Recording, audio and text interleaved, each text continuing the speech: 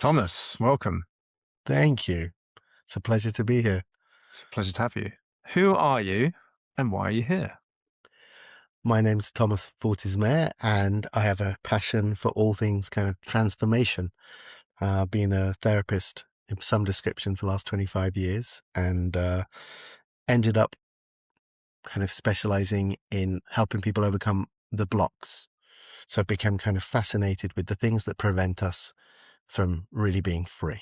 And so, yeah, that's the type of stuff that I focus on, the stuff I love to talk about. Cool. And where did the journey start? Where did all this begin? Yeah, I up until 27, I was I think what I would now describe as I was a lost character. I didn't know I was lost. I thought I was having a great time. I was Mm. just hedonism and just unbridled search for more and more interesting experiences. I was a wild one, and I was looking for happiness in all the wrong places, but I wasn't anxious or depressed. When I came to my realization, I was really at the peak of my career as a kind of event organizer and a nightclub promoter. And I thought I was having a great time, and then had a moment of clarity where it all changed, a single event kind of epiphany moment.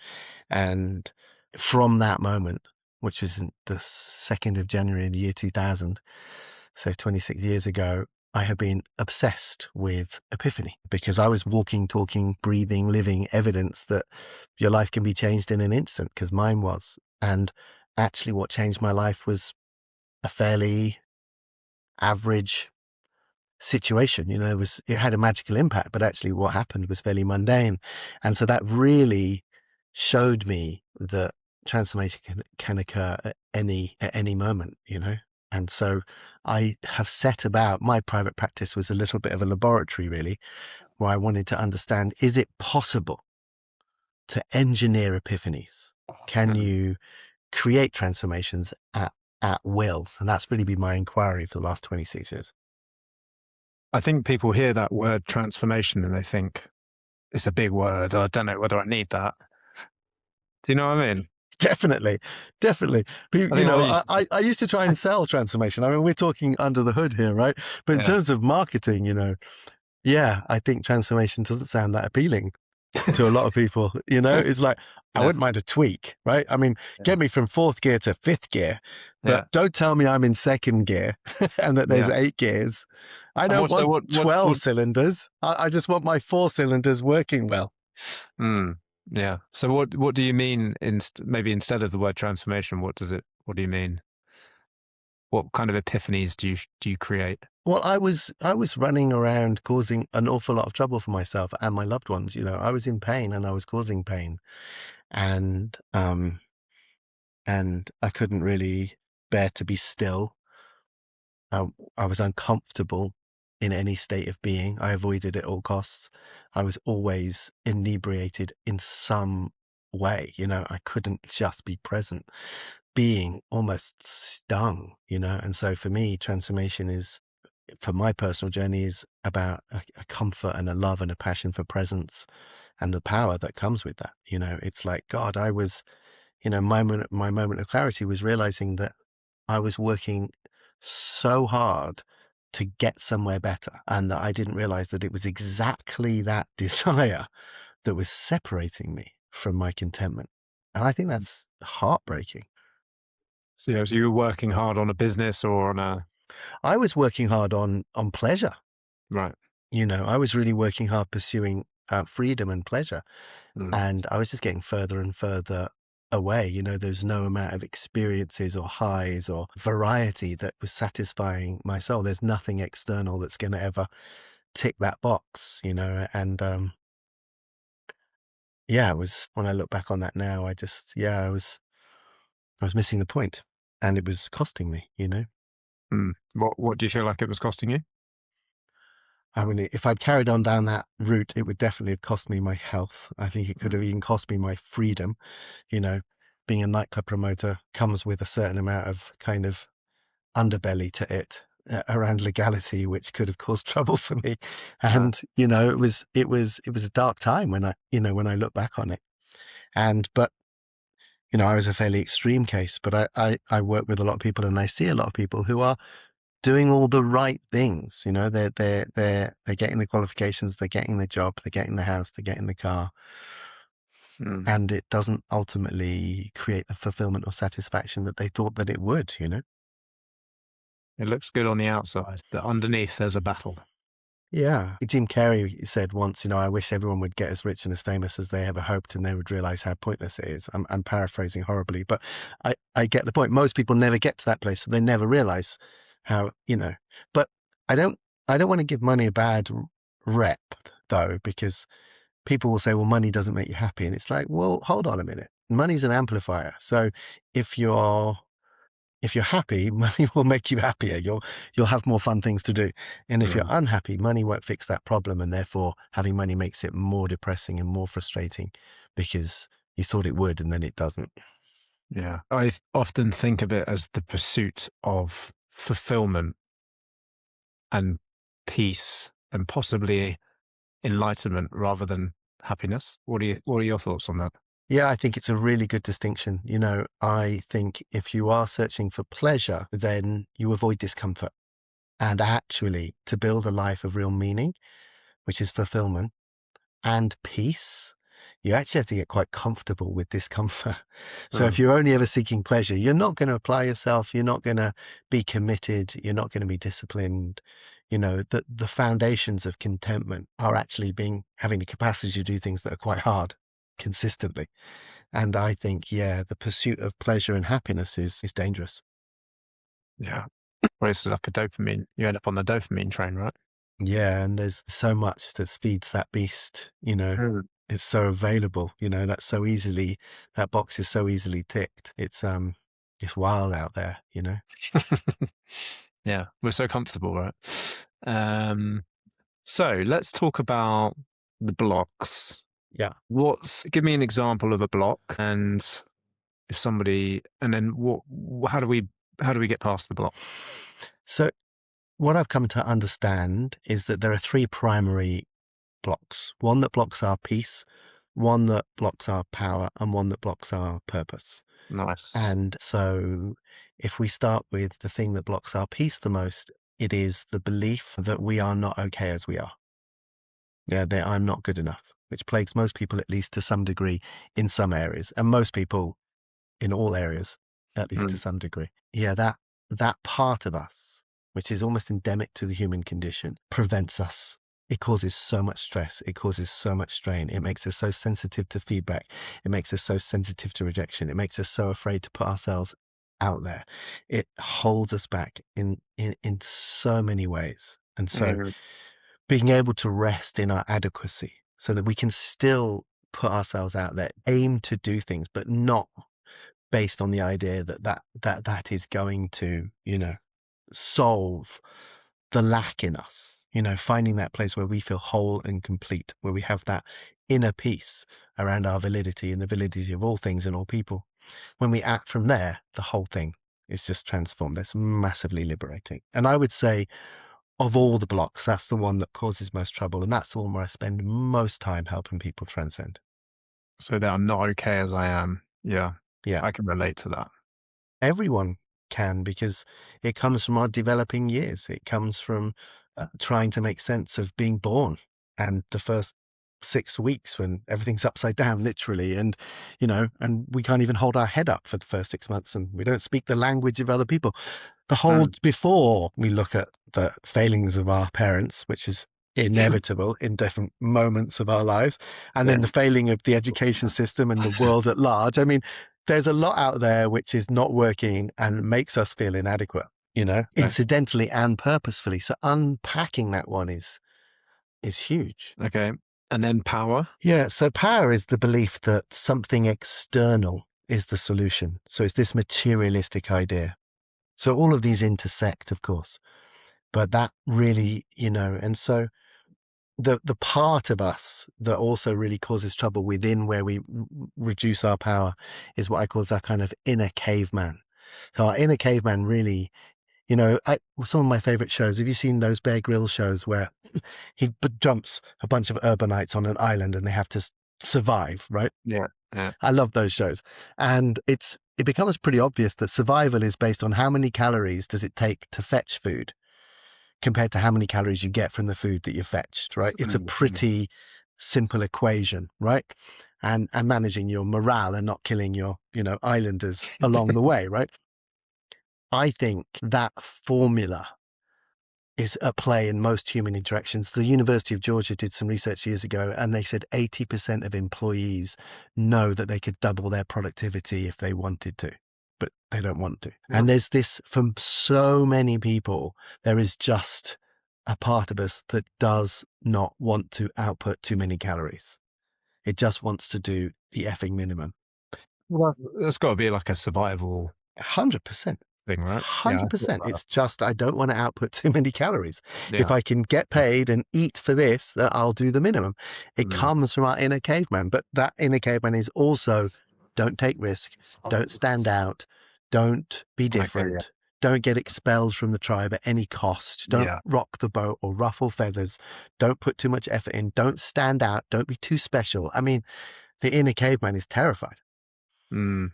That's quite nice. I like the naming of that. It's because with Caveman. all these parts, we don't want to attack them, right? That never works, We want to Yeah. lovingly bring them into the fold, understand where they're coming from, Yeah.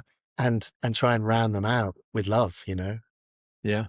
Yeah. I like it. I like it. Okay. So that's power and then purpose. Yeah, so for me, this is around the belief here is that I'm a pointless nothing in a meaningless universe. So it's the atheistic position which compounds the sense of separation. So I'm separate to the So, field. okay. So most people believe that they are nothing in a meaningless universe. If you believe that, that's a profound block to your sense of purpose, and it's a huge block in your ability to enjoy life.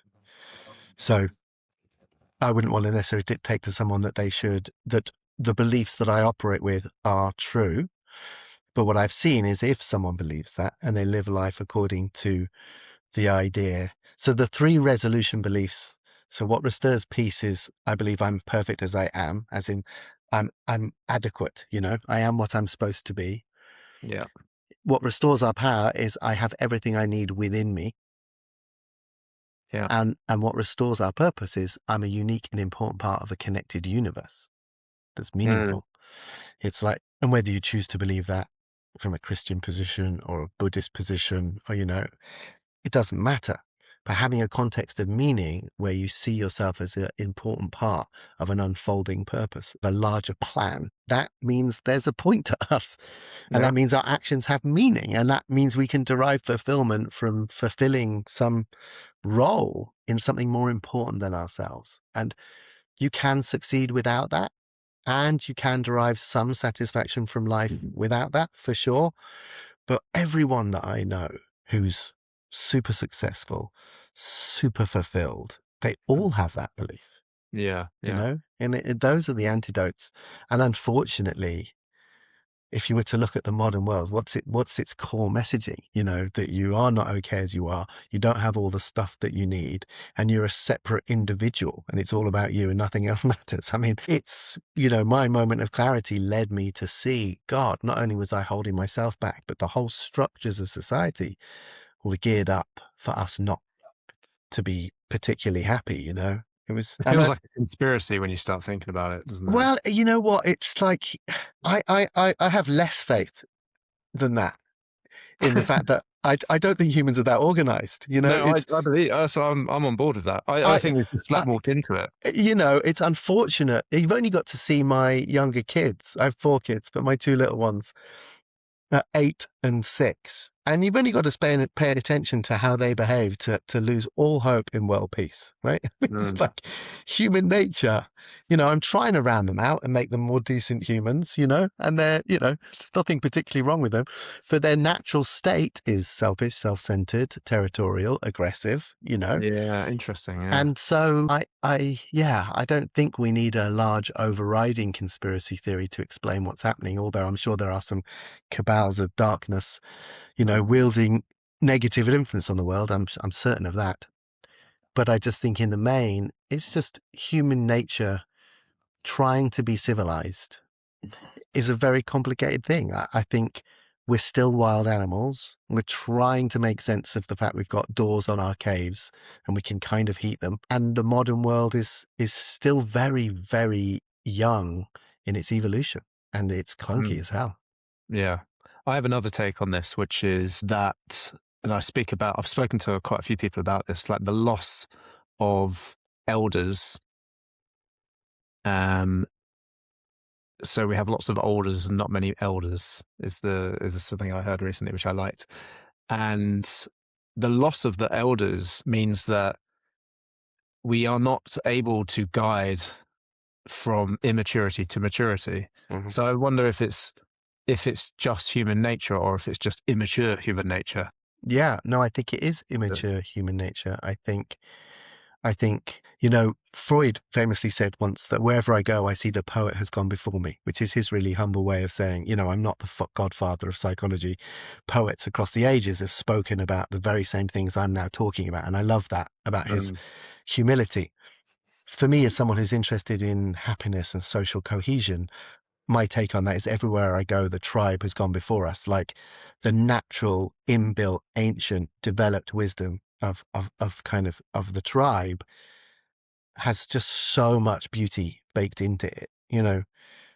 Just the fact that I often say to the business owners that I work with, like, how would you treat your staff if you could never fire them? If you could never fire them, just imagine how much more you dedicate to training and developing a really brilliant culture, right? yeah. And what if an employee knew that they could never leave a business? That's the business they were stuck in. They would invest way more to making it a better place, right? The tribe has this elasticity of unconditional regard because Mm. no one Yeah, leaves. yeah, you can't leave the tribe. You Yeah, good can't point. leave. I mean, in the olden Yeah, days, the worst thing you could do to someone was not murder them, it's to exile them. yeah, Now yeah. we self-exile ourselves. Fuck it, I'm gonna live in Australia, right? See you later, mum. It's like, Yeah. that was the worst thing you could do to someone from the tribe. Mm. And I just think there's so much wisdom in that. Yeah, we're gonna be stuck with these people You'd be so much more committed. You'd be so much more committed.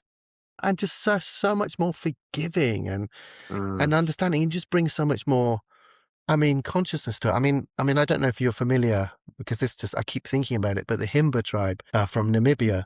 So when a woman there decides that it's time for her to bring a child to the world, as I understand it, she goes to the forest and she sits, meditates, and she waits for the song of her child to arrive in her heart. She Wow. learns the song. She comes home and she teaches it to her lover, and they sing it together before Wow. they make love. And this child is conceived with the vibration of this song. Mm. Then, as she's pregnant, they sing the song over her belly, and the tribe, from having heard it so much, learn the song of this child. That's beautiful. Then, as she's giving birth, the tribe surround the hut and they sing it as she's giving birth. Then later on in life, at any time that person is losing their way, or if they're depressed or they're Listen. confused, they sit them in the center and they all surround them and they sing their song to them, Mm. right? And then That's on so their lovely. on their deathbed, as they're passing, again the tribe sings their song. I mean, it's just like Mm. vast the depth of beauty and wisdom in that. That's It's just, amazing. isn't it amazing? And it's just like, we do not have that. That's No, we don't, we're so far away from we're that. so Um, far away from that. yeah, I always a lot, and you probably say the same thing. But a lot of the work I do with people, I'm like, we're not creating something that isn't there. Mm, It's like a homecoming. This is a homecoming to who you really are. Once you get rid of all this shit that you've believed throughout your life, you're left with who you actually are.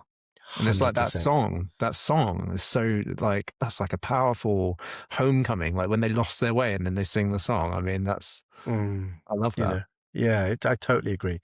Never fixing anyone. It's just like a factory reboot. Yeah. Restoring factory settings, It slightly is. And less romantic, but yeah, yeah, I agree. I really agree. And it's because we're not pathologizing people's problems. It's like most people's problems are a really healthy response to a very confusing, disconnected, inorganic world. It's like if you're here and you're not having some challenge about being here, then I'm more worried about that. Someone who's going, "Oh, I'm really struggling to find my way here." I'm like, well, thank God.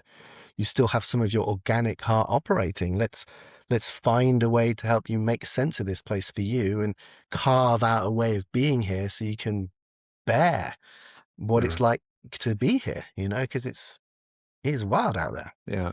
Okay. Your moment of clarity, I have to ask, Yeah. was it psychedelic clarity? No, not at the time. I had been on psychedelics before, but I was completely sober. I was completely sober. But I do believe that the psychedelics cleared the way. Okay. And you're, for the record, you are a therapist, is that right? Yes. Yeah, yeah, Yeah. yeah. So So my we can original talk about training this was in from a, clinical hypnotherapy, yeah, but I studied Gestalt counseling and NLP and EMDR and a whole bunch of other different modalities. But yeah. So we can I talk about psychedelics from a expert's opinion. absolutely, absolutely, and I believe. I mean, I've worked with a lot of people who have used a lot of psychedelics, and they have found that with tools to connect to consciousness and entranced and meditation and hypnotherapy, you are able to facilitate similar breakthroughs, similar connections. I believe we can all have profound breakthroughs from a totally organic state without the need of anything external. Yeah. And I remember the slightly questionable spiritual teacher Osho was, asked about psychedelics, and he said, "Well, why should a bird catch a plane?" Which I thought was a pretty good answer. But then the answer is actually Yeah. because it's quicker, Yeah. and Yeah. particularly if you want to go a long way. But I do think, obviously, the Yeah. challenges with psychedelic use are always around kind of integration and the duty of care and making sure that it's done in a proper way Mm, with proper people, and that it's not just about the experience, that you are opening things up and then you have people to process the revelations with. But in the main, do I think that there's profound benefits, and is the research demonstrating that? 100%. 100%. yeah. Yeah. Nice. I think the, so I went on a meditation retreat recently Yeah. and it was amazing because I don't know if you know, I learned TM Right. this year. I don't know Nice. if I told you that, Yeah, but you mentioned it when we met in person. Yeah, yeah. yeah, and I was speaking to some of the teachers who are hosting the retreat. They're all quite old school, Yeah. because Maharishi Yogi is the yogi who brought it to the world, and he doesn't endorse the use of psychedelics, Yeah. but he's teaching you the meditation to be able to level up your consciousness. So it's kind of interesting. So I got to speak to them about it, and they said similar things. It was like, because I kind of suspected this was happening. The psychedelics will force you to higher states of consciousness. The issue is that your nervous system can't really handle it. Hmm. So it's like blasting water through a smaller hole in a way. Yeah, yeah. Whereas the 100%. meditation allows you, and I think therapy and coaching and meditation and all these things, I think they also enable your nervous system to be able to handle it, or maybe you're offloading things that then kind of wakes up the portal, Nice. makes the hole bigger or something like that. I don't know. I think that's a good way of thinking about it. Yeah, yeah, it makes sense. I think it really depends. It's like someone said to me that a lot of our spirituality in the West is informed by Eastern spirituality.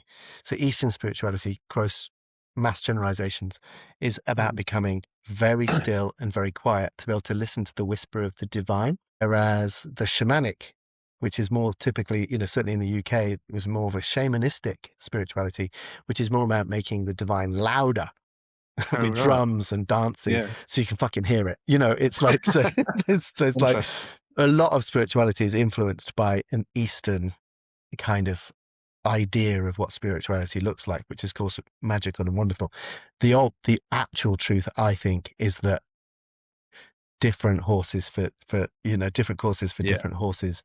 I think Yeah. the one thing to bear in mind is that even the most amazing techniques are not for everyone. Yeah. And even when they have been profoundly useful for an individual, they should know that every technique has a shadow. Like Mm. every technique has a shadow. So within those three pillars I talked about peace and power and purpose, it's like they all have a shadow. I learned that the hard way. You can just focus on bringing inner peace to yourself and healing your trauma, and you can end up being completely identified with your trauma story. And actually, Mm. you're just revivifying your victimology, and it's completely limiting you. You're having healing, but you're actually more broken than ever. Power, you can get into the power of the mind and unleashing yourself, and all the high peak performance coaching, and get your personal best and lift more weights and make more money. And it's like, wow, the shadow side of power is greed. It's just another Mm. form of crazy materialism. And the third pillar, which is all about connecting to the oneness and the divine stuff, and feeling part of this field of consciousness, it's like amazing. But the shadow of that is spiritual bypass, and just not being fucking human and not being Yeah. compassionate, because you're like, it's all perfect. It's like, well, it's not perfect to that kid that's starving in fucking Africa. It's like you Yeah. need kind of all of it, but you don't want to go too far into any one without the balance of the other. Otherwise, every technique. So psychedelics can be very useful, but they can also be a disaster. And It's TM almost like can a be. Venn. I was sort of imagining it like a Venn diagram. You need your Yeah, and TM treasure. is amazing. Transcendental meditation is an incredible methodology, but has a shadow, which can also be about suppression and denial and avoidance, because you're using tools to be able to stay peaceful even though you have discomfort. Sometimes it's actually really important to commune with your discomfort, because it will teach you something that you need to Mm. understand. So it's understanding every technique has a shadow. Yeah. So I've done it and this has just been luck more than anything. Mhm. I've done it in cahoots, with coaching. So I've had coaching and I've been doing the TM. I just so Nice. happen to be doing it at the same time. Nice. Lovely. Perfect. Yeah. So I kind of which is why I encourage a lot of my clients to go and learn TM, because I'm Mm, like, worked really well for me to mm. have something I could do on my own, which is just sit there with my mantra and then have some, like you just said it. I've never thought about it like that, but go and actually talk about some actual discomfort. Yeah. Yeah. Yeah, it's good. It's a good combination. Nice. So let's talk about men and masculinity. It seems to me that there is something affecting men more than women, Mhm, as a catch-all, as a generalist statement, which is reflected in male suicide rates being higher. mhm. What are your thoughts on that? If there is something that you can point to. Yeah, I think it's a very complicated conversation, because I think in general terms, where we've gone wrong is civilization has been too yang, right? So it has gone too far down a masculine methodology, where it's tipped over into a toxic way of thinking around materialism and natural resource and the environment and emotions and sensitivities, right? And so and so in a kind of rise of the kind of conscious feminine, it's very easy for people to point fingers at the masculine and patriarchy as being a key part of the problem, and therefore women have been disadvantaged and men have been advantaged. And of course, in so many ways, that's true. And yet, it is also true that men are profoundly disadvantaged by the patriarchal mechanism that has been established, emotionally, particularly. And that Mm. turns up in the suicide rates for men. A lot of the oppression of the feminine is collateral damage, because it's not purposeful. Of course, some of it is men are purposefully oppressing women. That happens, it's terrible. But so much of it is collateral damage because a man is closed down to his Oh, own okay. sensitivities. And Yeah, I that see. causes huge problems for anyone in that person's life, particularly the women, but also that individual, because they are just disconnected and do not know how to process, do not know how to defrag their emotional toxins. And after a while, I describe it to men. It's like, you've ever opened a laptop, which is his hard drive is full, and you open it and it takes 10 minutes for the emails to open, and there's cursor lag and it just doesn't work. And Mm. often men can get away with it until their mid 30s or even mid 40s, and then their hard drive is full That's I experienced that. and it Yeah. just doesn't work. Just your just functionality starts to drop off. You don't know why, and you don't know what to do about it. And couple that with this patriarch idea of a man's value is based on his providership. And, and so if something goes wrong or, it becomes an identity crisis and there's no support. And so that leads to this, I mean, extraordinarily high. At the moment, it's what one suicide in every 40 seconds in the world right now, which Yeah. is just, I know it's higher than it's been since the 90s or something. 20, 30 years. It's the highest. was it worse in the 90s? Is I that what think they're it, saying? yeah, I think so. Wow. Yeah, yeah, yeah. Which is crazy. Yeah. Well, I mean, mortgage rates did go up to 17%. So, that is going that, Well, financial yeah. pressure and financial failure is a huge part of male suicide rates. So, yeah, so the collateral is an interesting one because that's like, so if a man is feeling the pressure, he then would maybe go into a shadow where he's being aggressive or being angry and then causes harm because of his shadow. Yeah, it doesn't make it any less of their responsibility, and it's not an excuse. It's just an explanation that a man who is closed down to himself is going to be closed down to all the sensitivities and the natural essences of what it is to be a woman because he's closed down. In your relationship with that person, you would feel they were oppressive and anti-woman and all. It's like they are, but incidentally, they're just profoundly disconnected and essentially broken at their core, and therefore really hard to be in relationship with, and really Mm. hard to see the value of stopping and feeling. I mean, even I've been teaching emotion intelligence for a long time, and I know the value of communing with my dark feelings and difficult feelings, but still in my relationship, my wife will be like, "What's going on?" And I'm like, "Well, I'm fine." And she's like, "No, you're not. What's going on, baby?" And I'm just like, "I'm fine, and leave me alone." And then she'll make me stop, and she'll go, "No, what's going on here?" And she'll just touch my chest, and I'll be like, "Oh, I feel bad." My natural tendency is to not stop and not feel, and is to plow on. Yeah. Yeah. And that's someone I know an awful lot about why you shouldn't do that, and yet I still do that. So. Yeah. Yeah. Yeah. Likewise. Masochists. Well, it's that skill set where, you don't want to be connected to feelings if you've got to go to war. Or, Yeah. the cave people are coming to drag your woman off by the head. You need to go out there and chop their fucking head off. It's like, I don't want to be connected to my feelings if I've got to go out there and do terrible things. That's a brilliant skill set. And most Mm. feminists would love that part of me if they were suddenly immediately threatened by some dodgy person on the tube. They'd want me to tap into that power to suppress my emotions and take care of business. It's like, it's not all bad. It's just not Yeah. particularly useful, and it's difficult to be in relationship with a caveman. Again, it kind of comes back to because we don't have the elders kind of guiding us through what these things mean and teaching us these kind of things. Agreed.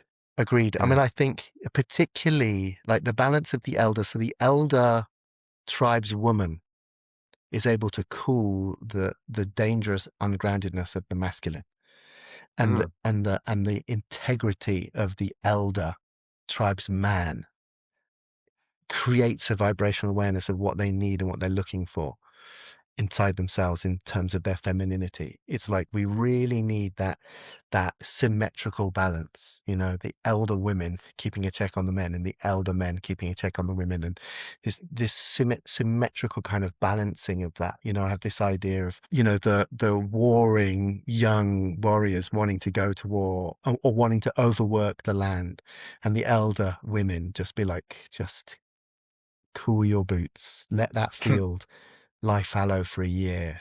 Maybe we could talk it out, and it's just like, boys, calm down, calm the fuck down. That is so often it's the feminine, kind of principle, in Tantra, and in conscious sexuality, it's like men often want to gallop to the finish, and it's all about Mm. cool your boots, take in the scenery, like stop and experience the full glory of what's already here, not where Yeah. we're going.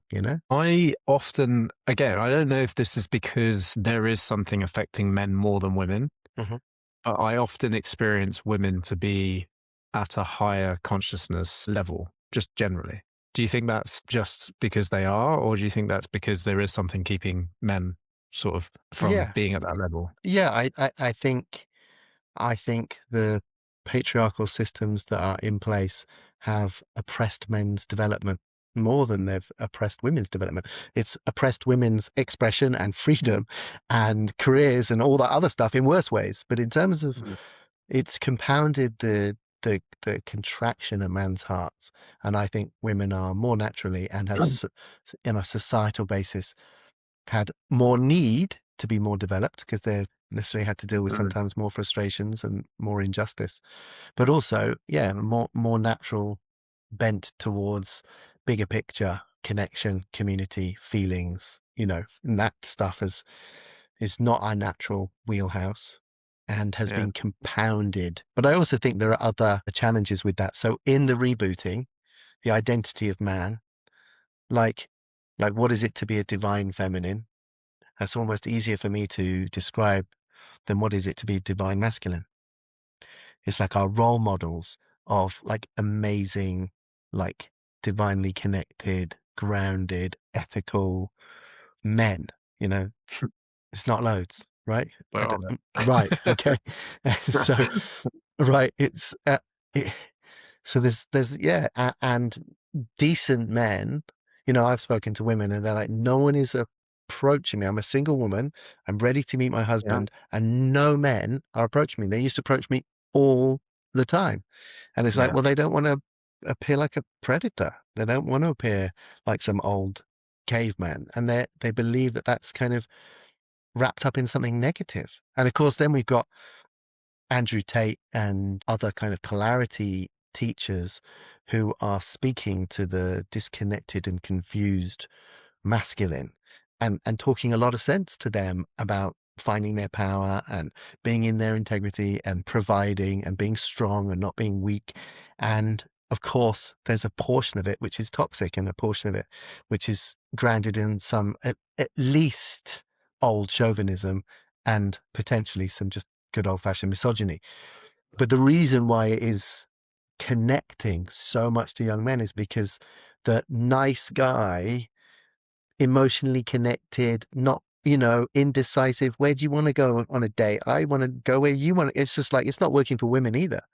And it's not Yeah. working for men. And so, yeah, I think men are way more lost, way more confused, way less developed and way less able to access the things that will help them find their way in today's world. I'm not surprised. Yeah. If they're what are the top kind of levers that a man can pull to kind of start finding his way, start to understand these things that you're talking about? I think I'm always banging on about, looking at your vulnerability, instead of avoiding it and doubling down and being strong because you haven't looked at your vulnerabilities. For me, it takes courage, it takes power to look at what destabilizes us. We want to solidify our own sense of value. We want to heal the things that take us off center so that we can be strong, so that we can have peace, so that we can be resilient, so that we have the reserves to take courageous action, to be in our integrity even when it costs us. I think the kind of standards of accountability, integrity, service, strength, honor. These are the badges of greatness. Using the archetypes of the things that inspire us the most. It's like men choosing to be inspirational. I have a client. He's a 45-year-old white guy, and he was like, the world does. I was helping him with his keynote speaking career, and he's like, the world doesn't need another middle-aged white guy on the stage. And I was like, yes, it does. It just needs one who's in his integrity and isn't using his power for evil and isn't like molesting his devotees. It's like we need men Mm. in prominent public positions who are actually inspiring and in their integrity. It's like, that's the path. But it's hard for people to be in their integrity and to be honorable if they're feeling hard done by and still feeling annoyed about what happened when their dad wasn't there for them, and they're resentful and jealous and annoyed with the women in their life for having not seen their value. All of that is very hard to not be a Mm. dick if you've got all that going on. And so if someone wants to start doing the work, Yeah. other than coming to talk to you or coming to talk to me, if they're going to do something on their own, what can they start to do? I mean, there are certain simple things around being accountable.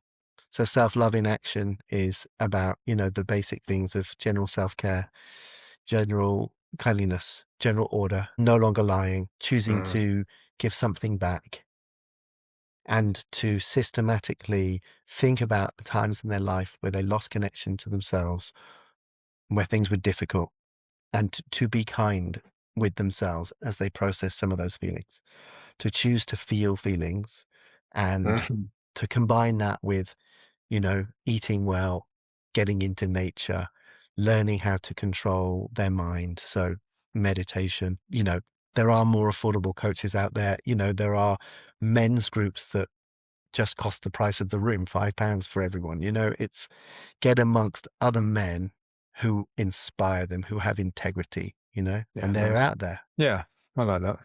They're around. Just gotta search for them. They're just not on social well, not so much on social media and not so much on your, TV screens. Yeah. I think it's a real problem, like inspirational men, but they're out there. I've got so many friends. They inspire me all the time. I just think, wow, you're turning up. You're a good man. You're a good husband. You're a good father. You're a good community member. You're just, you're like an everyday flipping hero. But yeah, they're not on social media talking about it. Mhm. They're not Mhm. performing it and they've no interest in teaching it. But, you can get in a circle around them, you know? I think, but I the think elder men as well, younger women need older women and young men need older men, mentorship. I think seek out a man who's got a good relationship, who's a faithful, loyal person, who's committed and successful and sincerely say, I would love you to be my mentor, yeah, even if it's just a half-hour conversation once a month, You'd be amazed how many people would agree to that. yeah, I think that's a great idea. It's difficult. I would say that would be it's a difficult thing when we're so separate, isn't it? Mm. To where do you actually go and meet those people? Yeah. I think you're right. I think seeking out like a brotherhood is really I mean, that's what I'm doing on the camps is on the men's camps. It's basically building a community, a brotherhood Yeah. around a fire. Yeah, I think it's beautiful and it's so needed. And, they come on these experiences with you, which, involves an investment, right? But then they're meeting people that then Yeah. they can be friends with for life and can hold them to account, hold them to their best. One thing I find interesting is the people that people choose to get their advice from. So usually people cherry pick the person to give them advice that they want to hear. It's like an echo chamber, you know? Mm, And it's like a great thing that upskills your life is choosing to get advice and guidance from friends that will really hold you to your highest standard. yeah. That will see if you're about to do something which is out of your integrity and they're like, I can't let you do that. I cannot let you do that. That's not who you are. It's not who I want you to be, and it's not how I want you to be around me. This isn't going to work if you're going to be that guy. I'm not interested. It's like, wow, Yeah. that's a great way to love a friend. It's rare, isn't it? It's a rare thing. Yeah, often Rare. people are looking for a reason to be able to be excused to, race to the bottom. And I guess because of the nice guy syndrome, you don't want to upset your friends, so you wouldn't Yeah. always Yeah, yeah. do that. But I know, there's a few of my friends who have, really been there for me when I was losing my way or making bad choices. And they're like, we need to talk, and I love them for that. And as Mm, painful as it was, and I didn't always listen, but I love them for that. special thing. Yeah. Yeah. Particularly one, I knew him from when we knew each other for 8. We were actually enemies at school when we were 8. It was the first, I think the only time I've ever had, right, we're going to have a fight, and it's at this time At behind this the bike time. sheds. Yeah, yeah, yeah. So we were originally enemies. So that makes it really easy for us to be quite harsh with each other. But he's That's now funny. one of my dearest friends. It's at school. Wow. Yeah, yeah, yeah. That's it. There's a time and everything. Very, very civilized. Amazing. Nice. I feel like we've talked about quite a few things, which is great. Really useful. Thank you for your time. Oh. Um, Well, I just want to honor you for everything that you are doing, and what you do for men and what they need. And I think anyone who's interested in exploring what it is to be a good man would would do very well to look you up and see what you're doing and get involved, because I have every faith and hear from, friends whose sons are working with you, what amazing work you're doing. So I just want to really honor you. That's what the world needs, what men need. So more power to your elbow, sir. I appreciate that. Thank you. Especially coming from yourself, who's such an I've sat in one of your workshops and it was excellent. It really blew me away. I love how you've really thought about all of this and have like the system and the structure and the even just the peace, power, purpose thing. I took a lot from that workshop. Thank you. Um, yeah, no, it's brilliant. Thank you. Um, what are you up to in 2026, and like what are your ambitions? Oh, that's And nice. So I'm bringing out a book which I'm really excited about. It's been a long time coming. I've been working on it a okay, lot, and it's all about self-sabotage, all about how we get in our own way unnecessarily and what it costs us and how to fix it. And it's called Don't Fuck Up Your Life. And it's accompanied by an online training. So I'm looking to build a very affordable way of people to basically fix their own stuff, really, and to uh-huh. support them. So yeah, it's a book and an online training. And so I'm going to be spending the year promoting that, really. So that's my kind of next mission. I still work one-to-one with people, business owners, helping them get out of their blocks, help them be more successful and enjoy their success. And I love that work, but I'm really excited about giving kind of everyday people access to these really powerful tools to get out of their own way and enjoy life then more easily. And you've got workshops, shine workshops. Yes, at the end of January, I have a 3-day immersion called Shine, which I love. I used to run it. It's a way of getting really beautifully connected and inspired for your year ahead and building a plan of how you can just, yeah, bring out your best in yourself for the year ahead. Nice, lovely. And how does someone get in touch with you? Yeah, best way is just my name.com. So it's tomfortismayor.com. And yeah, they can reach out and that's where they'll find most of my stuff. Beautiful, lovely. Thank you for your time, Thomas. Oh, thanks, Ben. It's been a real joy. See you soon. Bye.